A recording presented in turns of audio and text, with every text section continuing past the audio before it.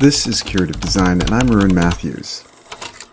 One of my favorite documentaries of the past decade is special for a number of reasons.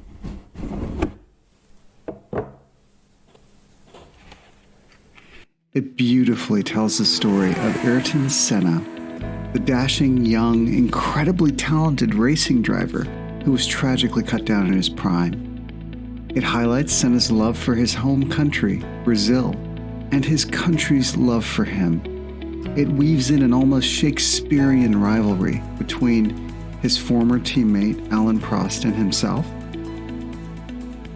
It explores his interest in keeping both the other drivers and himself safe on the track. And it was written by a British Indian orthopedic surgeon and directed by another British Indian director, with its own fascinating backstory as to how they received permission from the Senna family to proceed with the documentary. I could perhaps talk your ears off about these and all the other things that I found fascinating about both this racing driver and his legacy.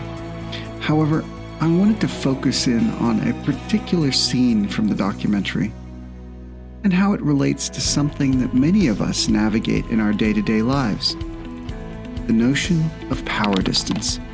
Simply put, the sense that one has to choose their words carefully when communicating to their managers for fear of some form of retaliation, whether it be perceived, emotional, or actual. And in healthcare, we are learning that this idea of power distance can stifle clear, bidirectional communication and can play a factor in causing serious safety events. Interestingly, the scenes in the documentary that I was hoping to discuss demonstrate Ayrton Senna navigating the politics of Formula One racing to rally for driver safety, which seemed an interesting parallel to the work that I do in healthcare. So if any of that seems intriguing to you, let's go ahead and strap in, turn the ignition, and start our engines.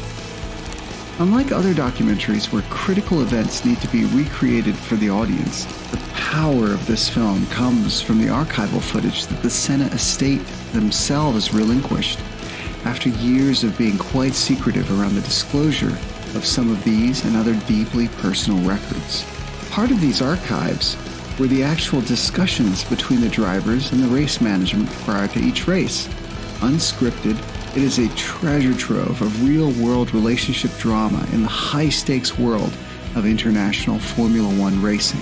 While Senna was a gifted driver behind the wheel, the documentary takes time to show how he needed to learn about the politics of Formula One motorsport, making his debut as a driver at the young age of 24. Part of this was the heated rivalry that developed between himself and the French racing driver and, for a short time, teammate Alain Prost.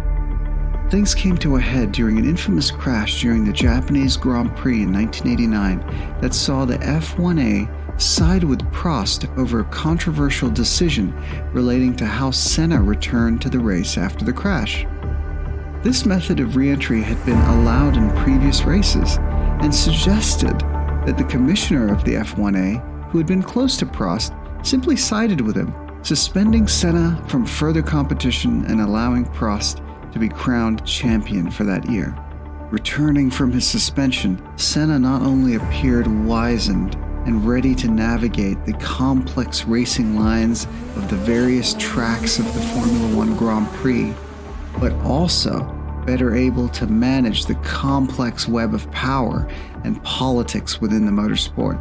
McRae and Auerbach described the term power distance to be the relationship between those in power and their subordinates in an organizational structure.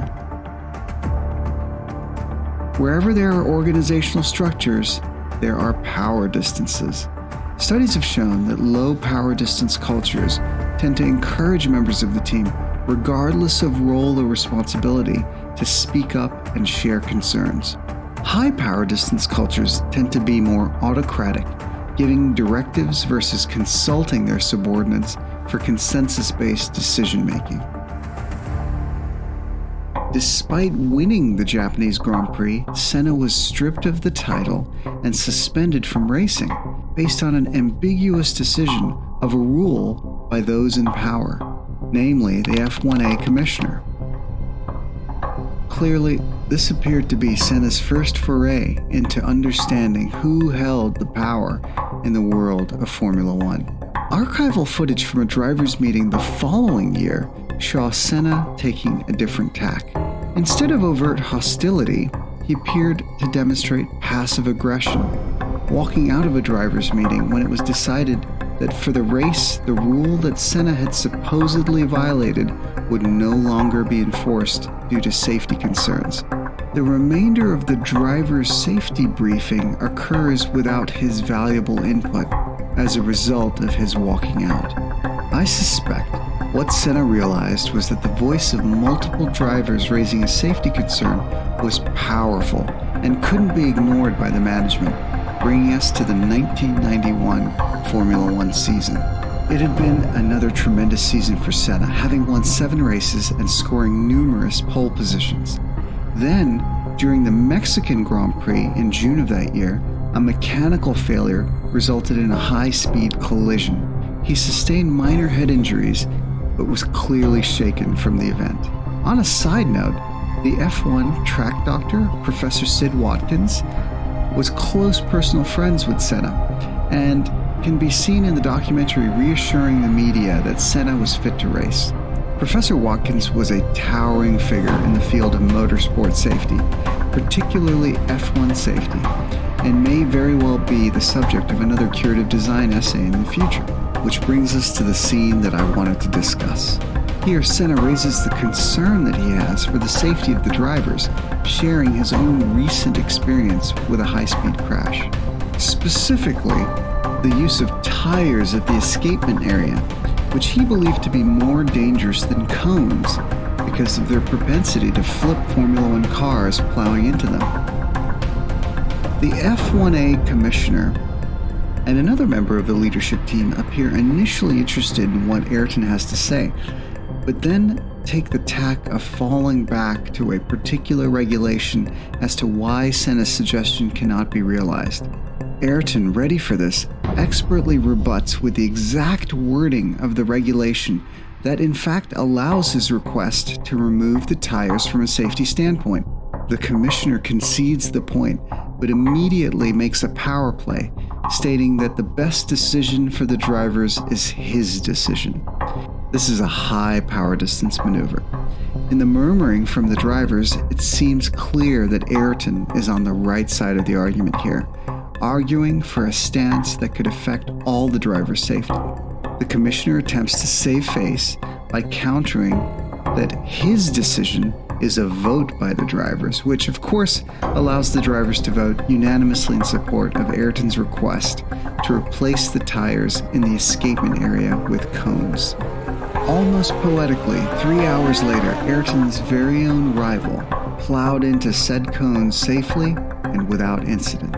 I use the term rival loosely because Alain Prost went on to be a big booster of Senna's foundation in later years following Senna's death. My favorite part of this scene is the big grin on Senna's face at the end of the exchange. He had raised his point, successfully navigated the high power distance culture established by the then F1 commissioner, and helped implement a safety change that may have saved the life of a fellow driver. As is often the case with young people cut down in the pinnacle of their careers, the myth surrounding their accomplishments tend to grow over time. And yet, 30 plus years after his tragic passing at the Imola Grand Prix, which I won't go into as I really do want you to try and watch the documentary, so many of our great racing drivers in the sport still refer to him as one of the greatest drivers that had ever lived. Charismatic, handsome, passionate, and just a technically brilliant racer. I suppose I'm drawn to both his legacy on the track as well as his commitment to the progression of the sport and life safety of his fellow drivers. After his death, his close friend, Professor Sid Watkins, went on to help institute a number of changes, including improvements to crash barriers, track redesign, and major cuts to engine power.